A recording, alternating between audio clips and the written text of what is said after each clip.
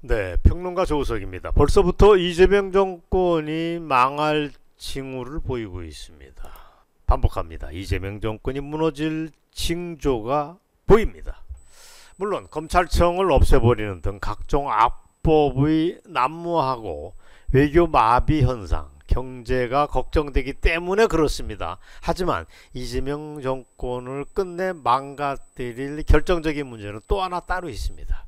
바로 문재인 시절에 의해서 또 한 번 도진 교회 탄압, 기독교 탄압 때문에 그렇습니다. 문재인이 그랬듯이 이재명이 망한다면 교회와의 전면전 선포에 따른 후폭풍 때문에 그렇다라고 저는 말씀드리고 싶습니다. 지금 거리낌 없이 교회 탄압을 시동을 걸고 있는 이재명 정부는 거의 지금 교회와의 전면전을 선포한 모양새가 아니냐는 얘기가 나오고 있습니다.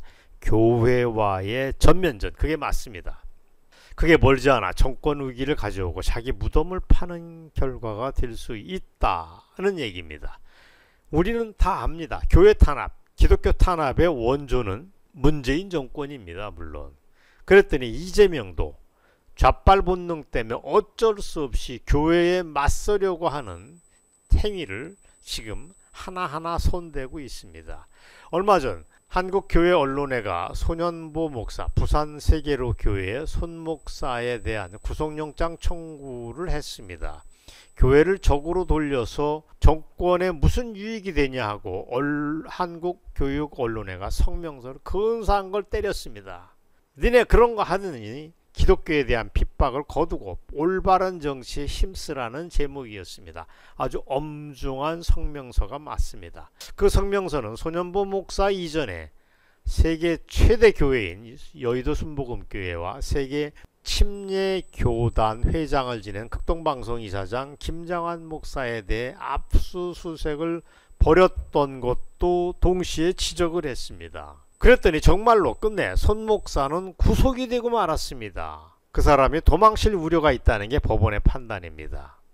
터무니없는 애들이 정말 법원에 앉아 있습니다. 근데 이게 전부가 아닙니다. 이재명 정권은 김장환 목사, 원로 김장환 목사에 대해 특검에 출석하라고는 통보까지 해둔 상태입니다. 김장환 목사가 물론 기회주의적인 모습으로 광화문 세력을 실망시켰다 어쨌다라는 얘기가 있습니다. 저도 이 자리에서 그 얘기를 했습니다. 그러나 어쨌거나 그건 공적인 토론의 장에서 노선을 가지고 하는 싸움입니다. 그건 할 수 있는 겁니다. 중요한 거는 김정환 목사가 한국 교회의 어른이라는 점입니다. 그런 그분이 이재명 정권 아래서 탄압받는 걸 우리가 멀거니 보고 있을 수는 없습니다. 자, 이게 전부입니까? 아닙니다. 이날에 얽혀진 법원이 또 한 번 다른 데에서 사고를 쳤습니다. 2019년 문재인 당시 대통령의 퇴진을 요구하는 집회에서 불법 기부금을 모금했다는 혐의로 기소됐던 정광훈 목사에 대해서 1심 법원에서 벌금 2천만 원을 때린 것입니다. 이거 큰 문제입니다. 여러분, 2019년 지금 뒤에 보이는 스튜디오의 뒤 배경 자체가 2019년 그거 아닙니까? 이거 어마어마한 거 아닙니까? 역사적인 사건 아닙니까? 단군 이래 가장 많은 인파가 모였던 자리였습니다. 2019년 10월달 반문재인, 반조국 광화문 시위는 이미 역사적인 평가가 이루어진 그런 사건입니다. 이걸 가지고 이 나라 당국이 다시 시비를 벌인다는 것은 누구도 동의할 수 없습니다. 당시 전 목사가 주말마다 광화문 광장과 청와대 등에서 예배와 집회를 열고 헌금을 모금했던 것을 쟤네들은 새삼 문제를 삼고 있는 것입니다. 자, 이런 상황에서 우리는 물어봐야 됩니다. 왜 역대 좌빨 정권들은 권력을 치면 기독교를 탄압할까? 이걸 물어봐야 됩니다. 이 문제는 지금 해외에서도 대한민국 상황을 심상치 않게 보는 사람들이 걱정하고 있는 대목입니다.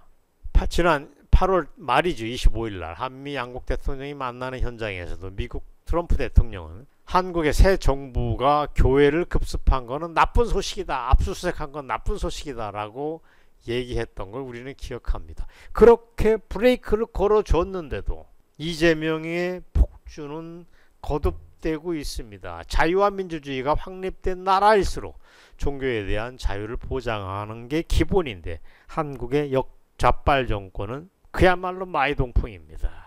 자, 여기서 한 걸음 더 나가겠습니다. 사실 문재인 시절 코로나로 인해서 마음대로 예배를 변형시키고 현장 예배를 중단시켰던 것만 해도 명백한 종교 탄압으로 우리는 기억하고 있습니다. 엄청나게 큰 사건이었습니다. 그건 아까 말씀드린 대로 기독교란 말만 나오면 으르렁대는 좌빨 본능이라고 보시면 됩니다. 이걸 알아야지 자유파 정부는 하지 않는 짓을 왜 좌빨이 하는지를 맥락을 깰 수 있습니다. 여러분 기억하십니까? 문재인 시절에는 정말 한 번도 경험해보지 못한 나라였지만 2018년도입니다. 집권 그 다음에 그때 법무부 인권국장이라는 자가 이렇게 얘기를 합니다. 기독교는 혐오 집단이다. 걔네들과는 타협이 없다는 폭언을 합니다.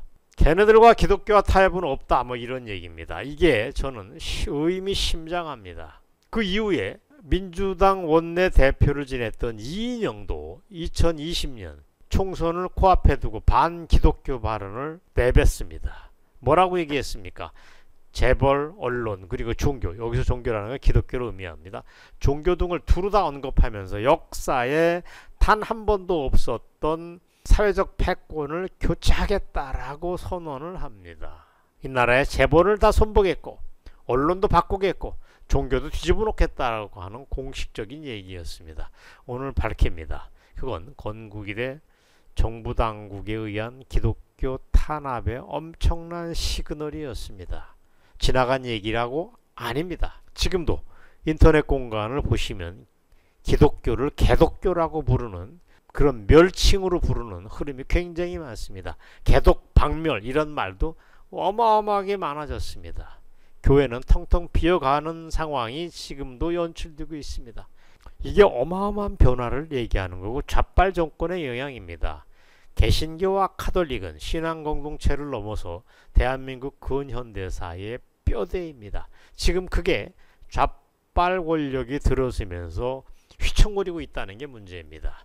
희한한 건 역대 좌빨 정권은 한국 천주교와는 아주 잘 논다는 점입니다. 아주 이게 별난 일입니다. 이 사진부터 보시겠습니까? 얼마 전 이재명이는 추기경, 유흥식을 만납니다. 만나서 온갖 입에 발린 헛소리를 하면서 천주교와 이재명 정부와의 유착을 우리에게 새삼 보여줍니다. 이거 이상한 거 아닙니까? 사실 지난 대선 때 윤석열 반대 선언을 정구사의 이름으로 정의우연 사제단의 이름으로 했던 게 바로 천주교입니다. 천주교는 정상적인 신앙 공동체가 아니라고 저는 봅니다. 그런 천주교를 뒤에서 갖고 놀았던 게 문재인이었습니다. 문재인 그 친구는 참 교활했습니다. 그러니까 개신교는 때립니다. 천주교는 국정 운영의 파트너로 삼아서 서로 떼어놓습니다. 이른바 갈라치기 수법을 구사했던 게 문재인이었습니다. 그걸 이재명이도 지금 똑같이 답습하고 있습니다.